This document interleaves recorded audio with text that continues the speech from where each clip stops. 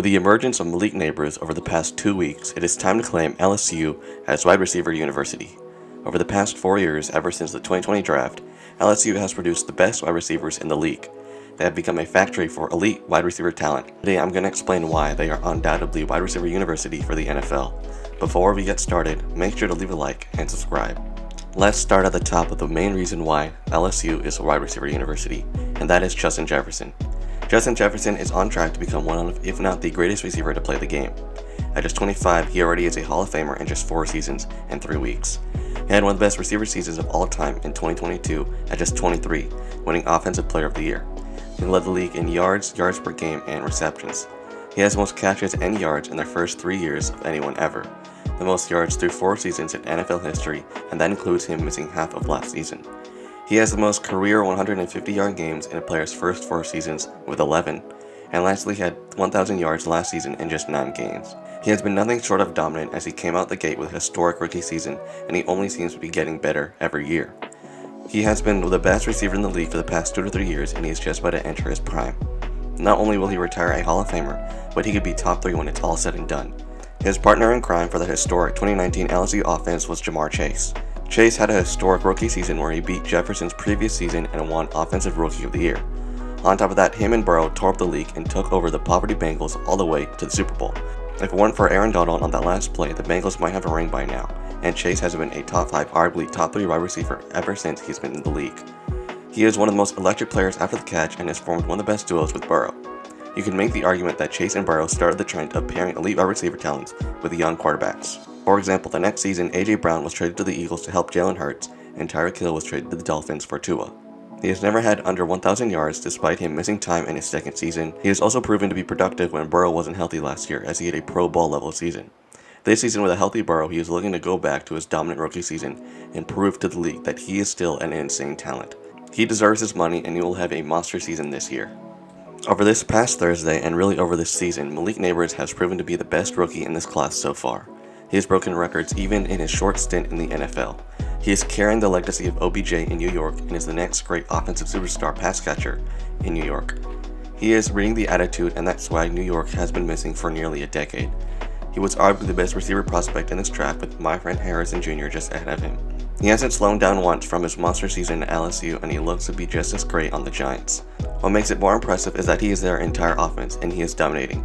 Jefferson had Thielen and Cook, and Chase had Higgins and Mixon in their rookie years. On top of that, he is doing this with the worst quarterback out of the 3 of them, with Daniel Jones. He is also currently the most targeted player in the entire league. He torched the Browns secondary, who were great last season and have multiple Pro Bowler players. He also carried the entire Giants offense against the Cowboys in a competitive game. He is the next LSU wide receiver superstar. He is well on his way to win Offensive Rookie of the Year, or at least place second behind Jaden Daniels, and he is following the pipeline of OBJ and Landry to Chase and Jettis to him and who. Malik's partner in crime at LSU was Brian Thomas Jr. He was also drafted in the first round as well to the Jaguars. Despite the train wreck happening in Jacksonville currently, he leads the team in receiving yards, receptions, and is tied at first in touchdowns. He was drafted to be the wide receiver 1 of this team, and he has already got that 3 games in. He has the 4th most rookie receiving yards and the 3rd most in receptions. I wouldn't be surprised if he ends the season with 1,000+ yards through the air and solidifies himself as a great young wide receiver. Lastly, for LSU, I want to talk about the founding fathers for these 4 stars.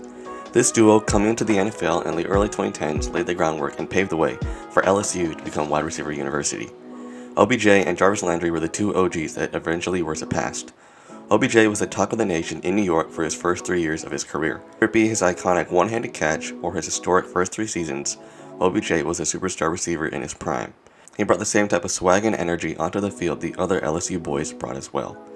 Jarvis Landry, on the other hand, was no slouch either, as he was great in Miami and later on in Cleveland with OBJ. He was very consistent in his career, as he was a 5-time Pro Bowler. He got to team up with his college teammate in Cleveland with OBJ as well, and this duo in Cleveland and in the NFL led the way for the future star of the LSU receiver. The number 1 contender to LSU's title that has been building for the past few years has been Ohio State University. Garrett Wilson and Chris Olave were drafted in 2022 and immediately made an impact. JSN was drafted in 23 and had a decent rookie season. And lastly, in 24, the best of them all, and Marvin Harrison Jr. was drafted 4th to the Cardinals. Starting with Wilson, he had a productive 2 years with the worst quarterback playing in the league. He even won Offensive Rookie of the Year over Olave with a great season. Now the Rodgers, he is looking to have a career season.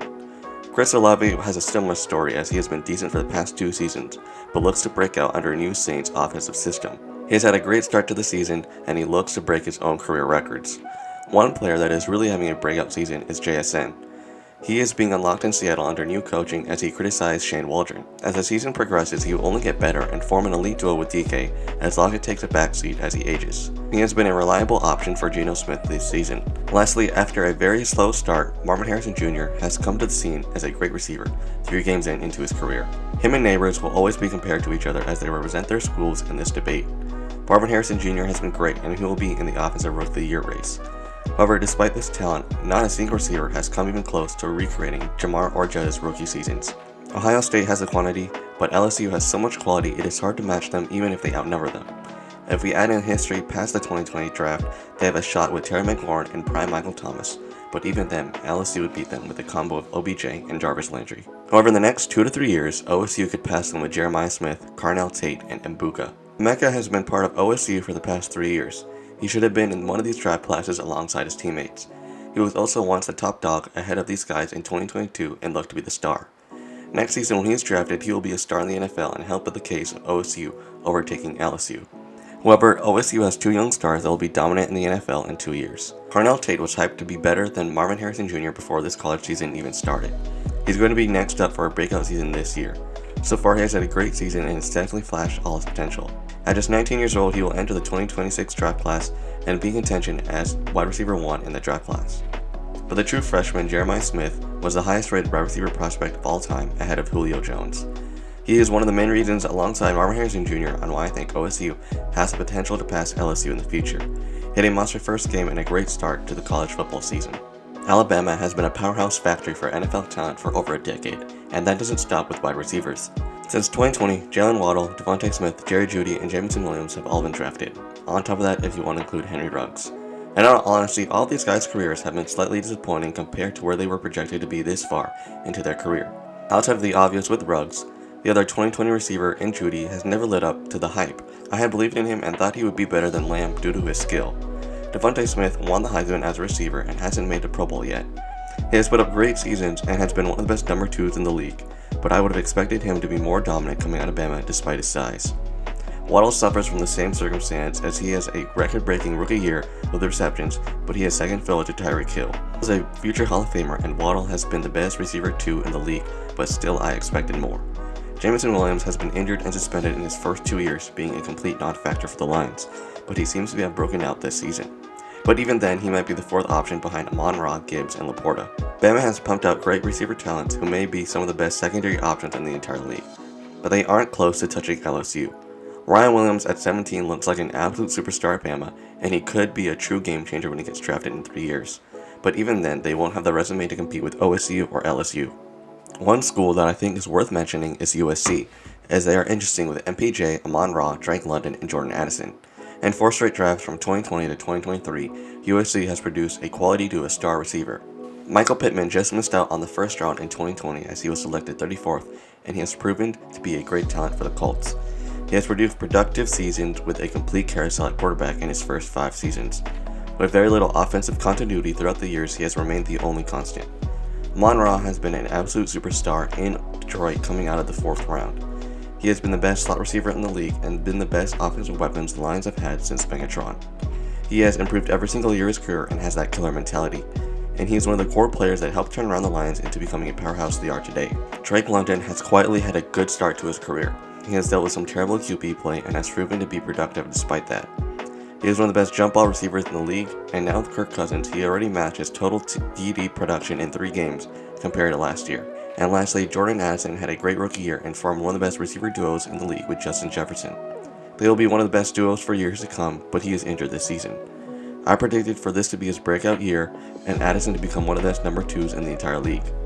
USC has produced quality receiver after quality receiver for the past 4 years and gets underrated in this conversation. If you want to talk historically, Juju looked to be a superstar after his first 2 years of his career, and he had a great sophomore season next to AB but has fallen off since. At least he has a ring. USC should be in the conversation, but they are nowhere close to LSU. LSU with a trio of Jettas, Chase, and Neighbors have proven to be wide receiver university. When the Jaguars figure out their offense, Brian Thomas Jr. will only propel this ranking even further. The receiver talent LSU has produced into the league over the past 4 years has been nothing short of historic.